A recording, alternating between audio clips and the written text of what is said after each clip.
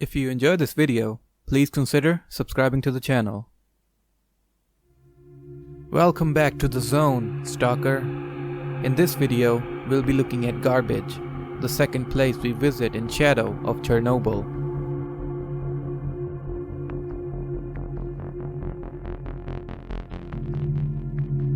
Garbage is located north of Cordon, and we have to pass through here for two reasons.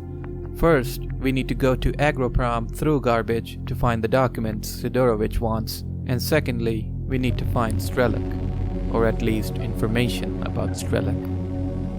When I reached Garbage, it became cloudy and the chances for rain were high. At the beginning, I saved a loner stalker, Yurik, from being robbed, and that sort of gave me an impression of what was going to happen here. Garbage is occupied by loners, bandits, and duty personnel to the north. From what I know, duty is one of the two factions in the game, the other one being freedom. You can also count loner as a faction, but basically, anyone who claims to be a loner means he has no affiliation with any group. Like Cordon, I loved this area, and I believe I will appreciate all the areas in the game because there's some sort of relatability. I mean, I've never been to Ukraine, but these places feel so real.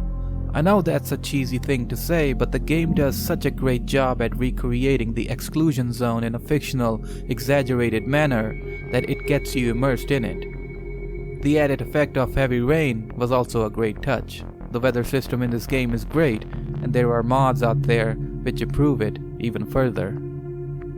After saving Yurik, I followed him to what seemed to be a vehicle scrapyard. Here I met Bess, a stern-looking man who I learned was an outlaw hiding in the zone from the authorities.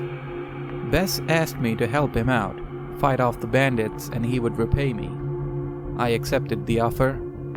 The bandits were planning to attack soon, and I waited in anticipation. The firefight that ensued under the heavy rain was such a great spectacle to experience. After the bandits lay dead under the open sky, I went to Bess to collect my reward. Moving on from the scrapyard, I went to the train hangar that I could see from a distance. In the middle of my journey, I saw a bunch of bandits in a group. Of course, I killed them all and took the supplies they had. As I approached the gate, I noticed these people were in trouble. I rushed in to see that a couple of loner stalkers were fighting off bandits coming in from the other end. Feeling the severity of the situation, I helped the stalkers in fighting off the bandits. After it was over, I met with Sergei. He thanked me for the help and then gave me some information about S.T.A.L.K.E.R. I was one step closer to finding out who S.T.A.L.K.E.R was. With the lightning strikes in the distance, the flashes of light that poured into the building were haunting. Like I said earlier, the game's engine does a great job with dynamic lighting. Every burst of light would cast shadows from the objects in the way. Now all that was left was for me to go to Agroprom. The road to Agroprom was located to the west. As I stepped out of the hangar, several bandits were in my way. There was no other way to go further. Someone had to die. It would be either me or them. The zone is such a harsh host to its inhabitants. Once the bandits lay dead, I proceeded on to Agroprom.